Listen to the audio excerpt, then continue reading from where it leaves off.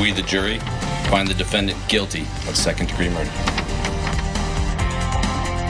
We have breaking news in the Jeffrey Pyne murder trial. The valedictorian accused of killing his own mother is guilty of second-degree murder. Let's go straight to 7 Action News reporter Jim Kurtzner. He's at the courthouse in Pontiac. And Jim, the verdict came down just, about 45 minutes ago now.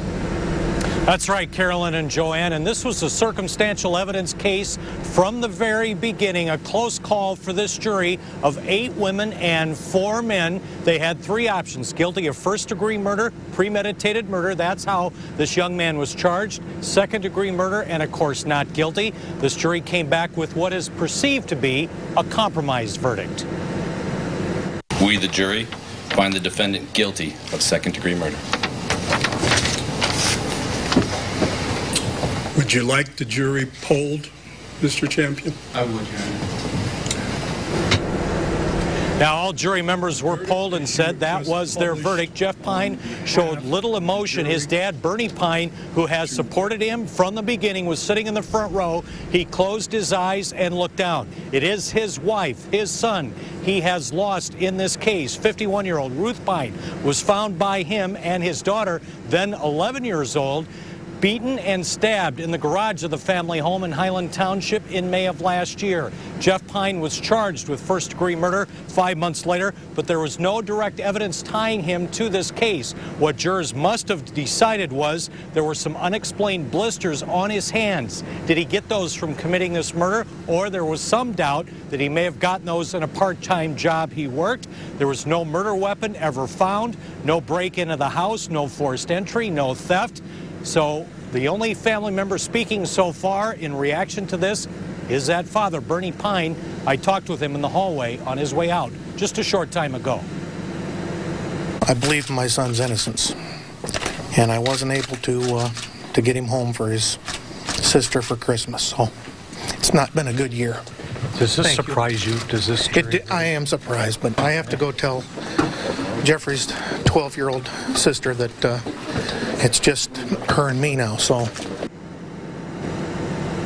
a big loss for 53-year-old Bernie Pyne, who is an automotive engineer. There is also family here for his wife, a sister of Ruth Pyne, Linda Jarvie. She is speaking with reporters. We will have her reaction to this and much more coming up at 5:30. Carolyn, Joanne? You know, Jim, I wonder, sometimes we're able to talk to jurors. The judge had mentioned he was going to go in and talk to the jurors. Is it likely they'll talk to you and other reporters so we can, get in their minds a little bit of what they were thinking? We hope so, because we want to find out what was in their minds, what swayed them toward this second-degree murder conviction. Only they can tell us. They were the finders of fact in this case. We do not know if they are upstairs talking with reporters right now. We also have a crew up there in case they are. Of course, if they do, we will bring it to you. Jim, now you've been following this case from the very beginning, watching closely how Jeff Pyne has been reacting in court. Were you surprised he was so stoic when that verdict was read today? You know, that's the exact word I would use. He was very stoic. He showed no emotion. It's hard to tell whether he could see this coming or not.